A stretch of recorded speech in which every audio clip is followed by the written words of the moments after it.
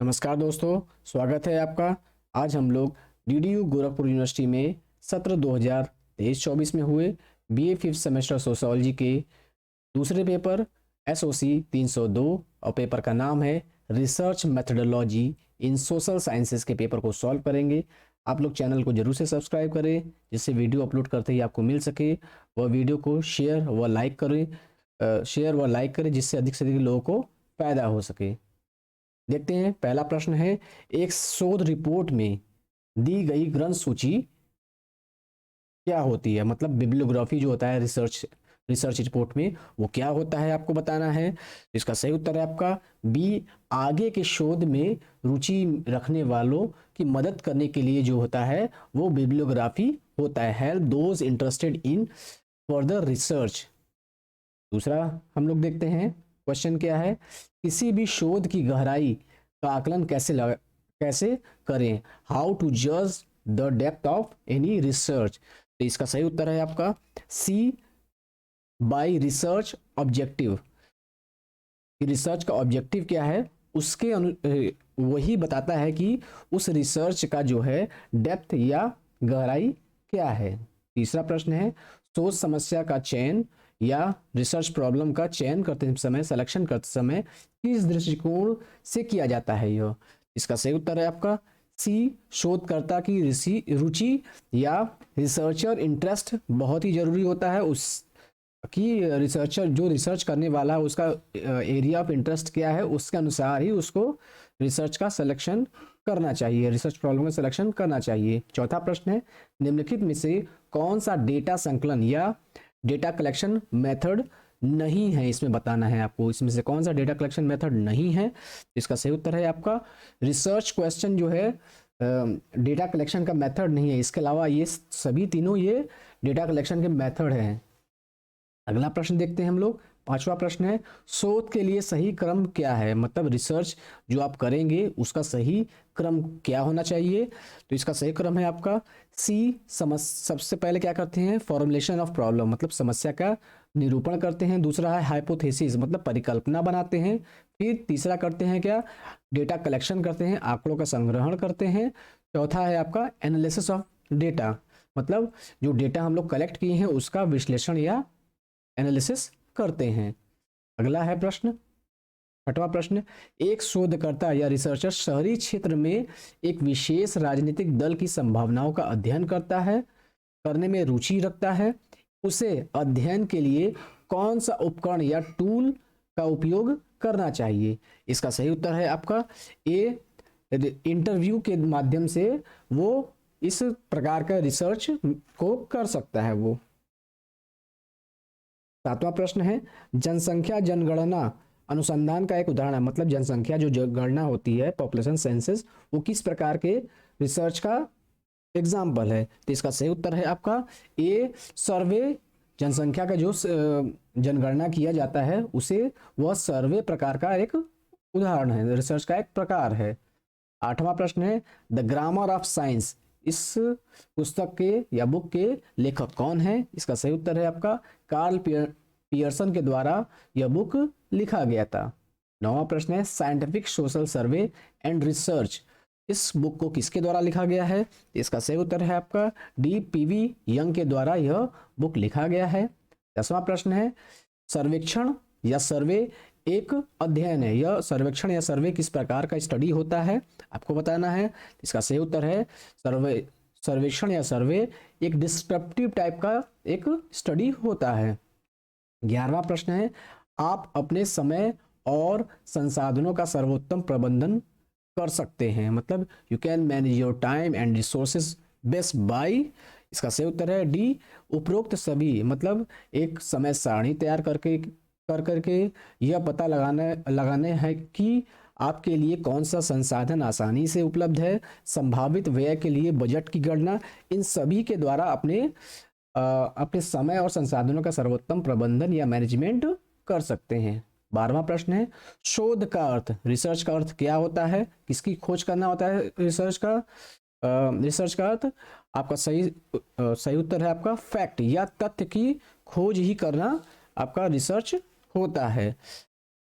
अगला प्रश्न है 13वां, पीएचडी का फुल फॉर्म क्या होता है आपको पूछा गया है, तो इसमें आपका ए उत्तर सही है, डॉक्टर ऑफ फिलोसफी इसका फुल फॉर्म होता है।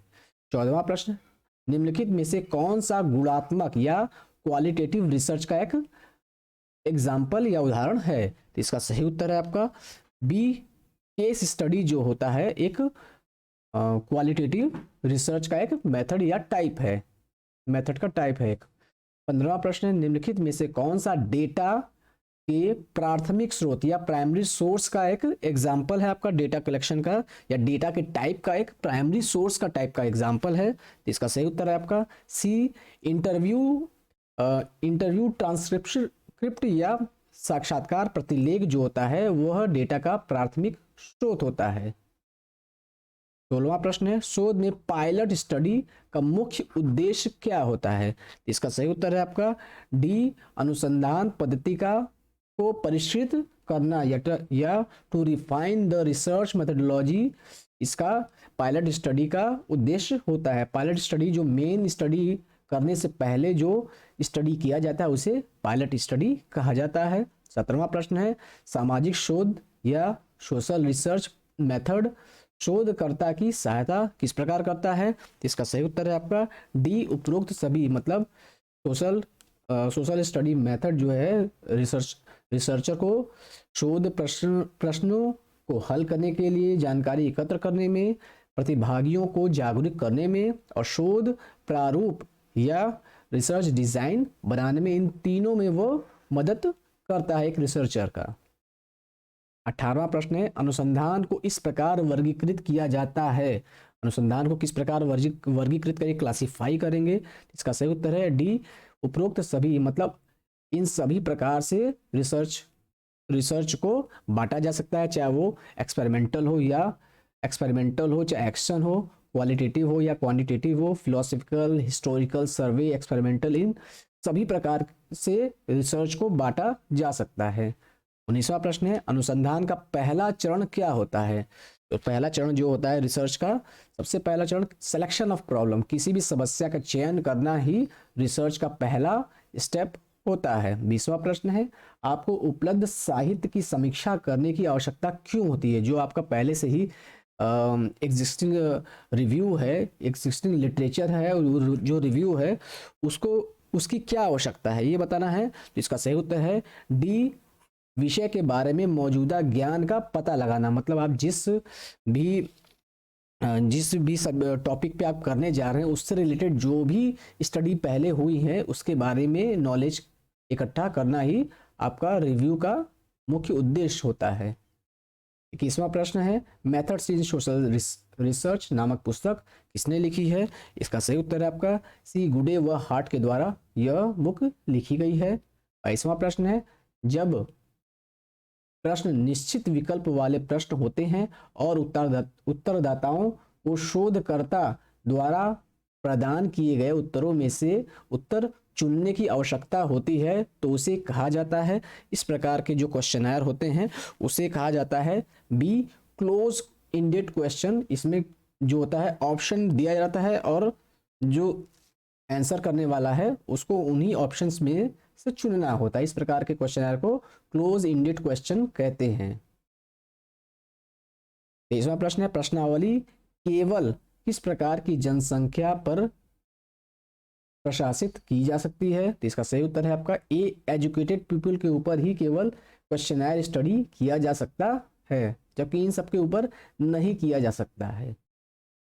अगला है प्रश्न 24वां, प्रश्नावली का प्रयोग आंकड़ों के संग्रहण या डेटा कलेक्शन के एक उपकरण के रूप में किया जाता है जब, इसका सही उत्तर है जब इनमें से सभी, जब बहुत बड़े नमूने वांछित हो, मतलब बहुत लार्ज सैंपल हो तब, या लागत कम करनी हो, आपका कॉस्ट जो है कम करना हो, फिर उसके बाद प्रशासन में आसानी, जो एडमिनिस्ट्रेशन करने में, अपनी रिसर्च को करने में आसानी हो इसलिए।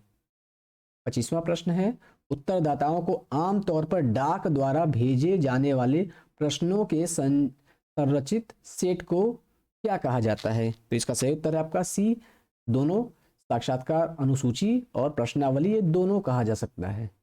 अगला प्रश्न है, जब आंकड़े एकत्र करने के उद्देश्य से उत्तरदाताओं से व्यक्तिगत रूप से संपर्क करने की आवश्यकता होती है तो किस उपकरण का प्रयोग किया जाता है? तो इसका सही उत्तर है आपका सी, पर्सनल इंफॉर्मेशन प्रोफार्मा या व्यक्तिगत सूचना प्रोफार्मा कहा जाता है इसे। 27वां प्रश्न है, वह उपकल्पना या हाइपोथेसिस जो चरों या वेरिएबल्स के बीच कोई संबंध नहीं बतलाती है तो कहलाती है? इसका सही उत्तर है आपका सी, नल हाइपोथेसिस यह कहलाती है। 28वां प्रश्न है, विशिष्ट से सामान्य की ओर जाकर निष्कर्ष निकालने की विधि कहलाती है? इसका सही उत्तर है आपका ए, इंडक्टिव मेथड या आगमनात्मक विधि कहलाती है, जिसमें विशिष्ट से सामान्य की ओर जाकर के निष्कर्ष निकाला जाता है। 29वां प्रश्न है, वह शोध जो एक या अधिक चरों, एक या एक से अधिक वेरिएबल्स को नियंत्रित या कंट्रोल करके और नियंत्रण तथा प्रयोगात्मक समूहों की तुलना करके किया जाता है, वो क्या किस प्रकार का शोध होता है वो आपको बताना है। तो यह होता है एक्सपेरिमेंटल रिसर्च होता है या प्रयोगात्मक शोध कहा जाता है हिंदी में। 30वां प्रश्न है, निम्नलिखित में से कौन प्रश्नावली के फायदे, इसमें प्रश्नावली के क्या फायदे हैं आपको बताना है।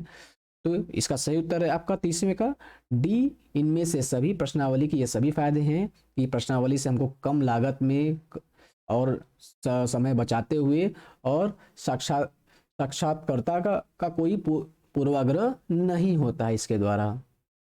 अगला प्रश्न देखते हैं 31वां, जब प्रश्नों के शब्दों या प्रश्नों के क्रमों में कोई विशिष्टता नहीं होती है, साक्षात्कारकर्ता को जैसी आवश्यकता पड़ती है वैसे प्रश्न बनाता है तो इसे क्या कहा जाता है? तो इसका सही उत्तर है आपका बी, असंरचित साक्षात्कार कहा जाता है या अनस्ट्रक्चर्ड इंटरव्यू कहा जाता है, जिसमें कि प्रश्न पहले से डिसाइड नहीं होते हैं बल्कि जैसे प्रश्न उत्तर आते हैं उसी से जुड़े प्रश्नों को बनाते हुए पूछा जाता है। अगला प्रश्न है, आंकड़ा संग्रहण या डेटा कलेक्शन की वह विधि जिसमें कान और आवाज के बजाय आंखों और दृष्टि का उपयोग किया जाता है, मतलब डायरेक्टली जाके देखा जा रहा है और डेटा कलेक्ट किया जा रहा है, तो इसको क्या कहा जाता है, क्या कहलाती है ये? इसका सही उत्तर है आपका सी, अवलोकन या ऑब्जर्वेशन कहा जाता है इसे। 33वां प्रश्न है, एक प्रकार का अवलोकन या ऑब्जर्वेशन जिसमें अन्वेषक जिस स्थिति का अध्ययन कर रहा होता है उसका एक हिस्सा बन जाता है तो क्या कहलाता है? तो इसका सही उत्तर है आपका ए, पार्टिसिपेंट ऑब्जर्वेशन कहा जाता है, मतलब इस प्रकार का रिसर्च या इस प्रकार का इन्वेस्टिगेशन ऑब्जर्वेशन जिसमें कि रिसर्चर खुद उसमें इन्वॉल्व हो करके और वो भी उसका एक पार्ट बन जाता है, तो ऐसे ऑब्जर्वेशन को पार्टिसिपेंट ऑब्जर्वेशन कहा जाता है। 34वां प्रश्न है, सहभागी अवलोकन की दुर्बलता क्या है? मतलब पार्टिसिपेंट ऑब्जर्वेशन जो होता है उसका क्या वीकनेस है बताना है आपको।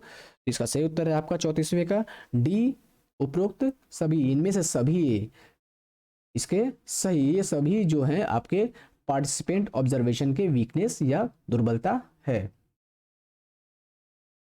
35वां प्रश्न है, जब एक अवलोकन को व्यवस्थित और नियोजित किया जाता है जो औपचारिक प्रक्रिया को कार्योजित करता है जिसमें अच्छी तरह से परिभाषित अवलोकन श्रेणियों का एक सेट होता है तो उसे क्या कहा जाता है? तो इसका सही उत्तर है आपका ए, स्ट्रक्चर्ड ऑब्जर्वेशन कहा जाता है इसे।